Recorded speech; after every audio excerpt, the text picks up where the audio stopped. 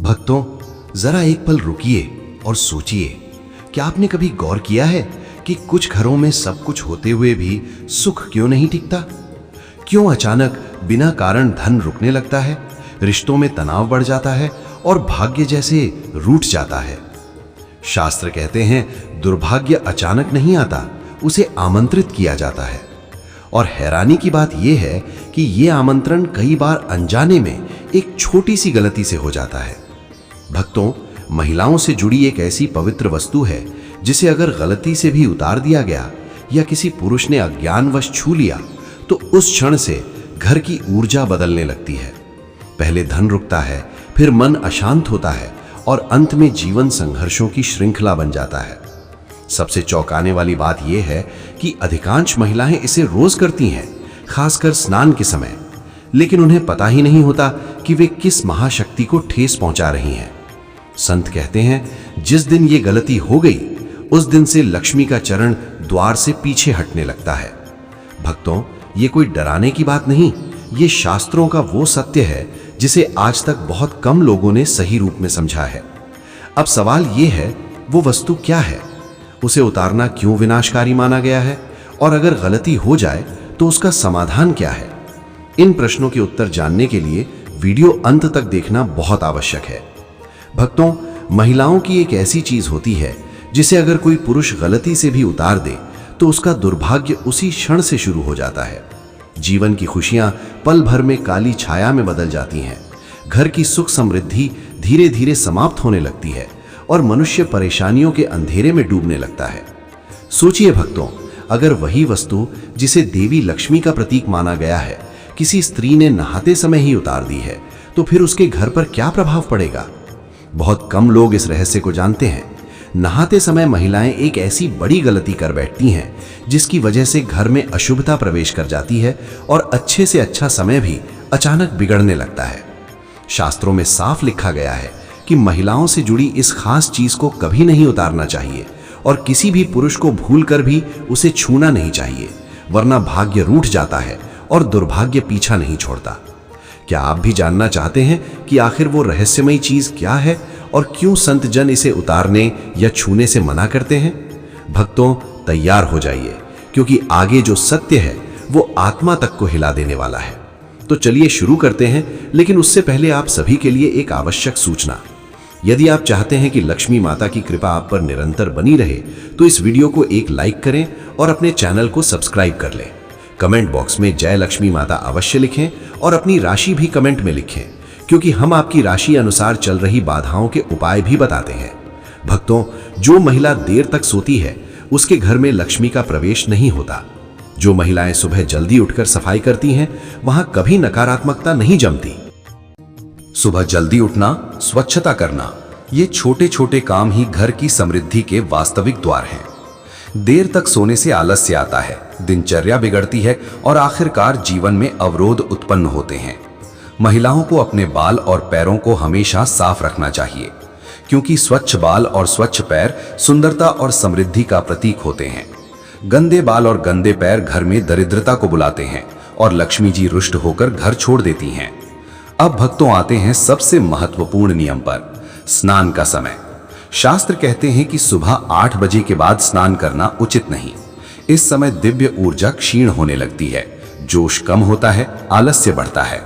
इसीलिए जो महिलाएं 8 बजे के बाद स्नान करती हैं उनके जीवन में नकारात्मकता बनी रहती है।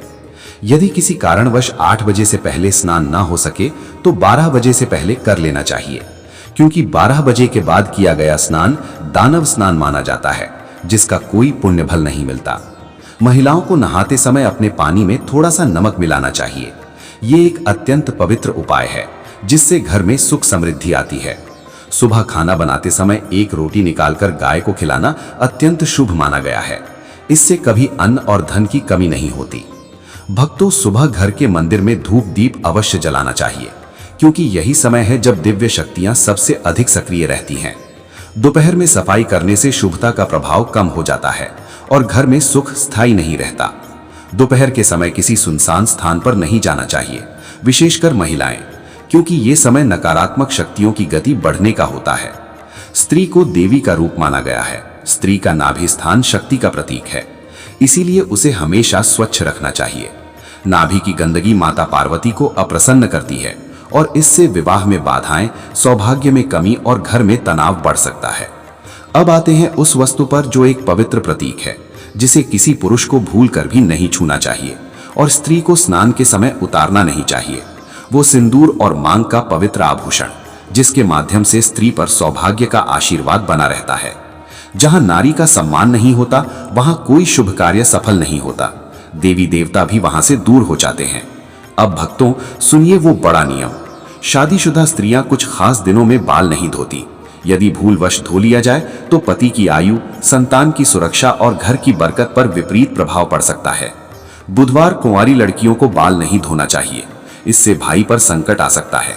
बृहस्पतिवार शादीशुदा स्त्री भूलकर भी बाल नहीं धोए, इससे पति की आयु कम होती है और घर में अवरोध बढ़ते हैं।